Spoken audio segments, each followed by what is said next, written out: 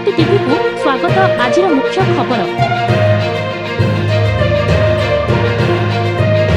प्रजापिता ब्रह्मा कुमारी ईश्वरीय विश्वविद्यालय छत्रपुर शाखा शांति अनुभूति भवन केन्द्र पक्षरु रविवार संध्यारे छत्रपुर स्टाडियम परिसर में चैतन्य देवी मंडप चेतन लीला कार्यक्रम आनुष्ठानिक भावे उद्घाटन हो जाइछि। ठाकुराणी यात्रा शेष दिवस में छत्रपुर एनएसी अध्यक्षा शर्मिष्ठा प्रधान मुख्य अतिथि भावे जोगदेई एही कार्यक्रम को उद्घाटन करथिले।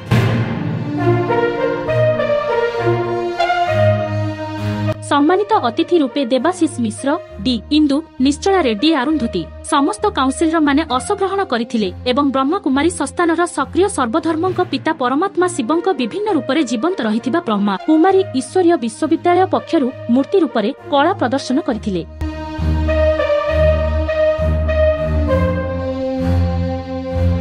प्रकाश थाउकी छत्रपुर रे चलीथिबा ठाकुराणी यात्रा मेला पसरा रे अगणित दर्शकों को आध्यात्मिक ईश्वरीय ज्ञान रे प्रभावित करबा नै प्रजापिता ब्रह्मा कुमारी ईश्वरीय विश्वविद्यालय छत्रपुर शाखा पक्षरु एही कार्यक्रम आयोजित करा जायछि। छत्रपुर स्टाडियम रे आयोजित होईछि मीना बजार दोलीर पसरा रे हजार हजार संख्या रे दर्शकों समागम होई आसीछि।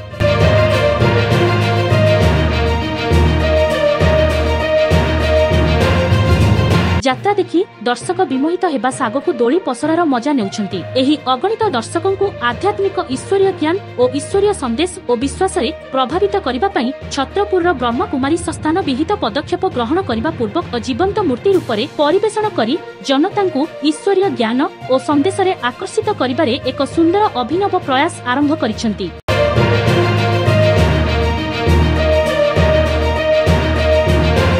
आश्रम संचालिका ब्रह्मा कुमारी विजय लक्ष्मी भौणी एही कार्यक्रम रे मुख्य नेतृत्व नैथिबा बेले समस्त भाई और भौणी माने उपस्थित रहिबा सांगकु बी के दीपा भौणी, बी के रजनीकांत भाई, बी के भाग्य भौणी, बी के पिंकी भौणी, बी के मामाली भौणी प्रमुख मंच परिचालना करथिले।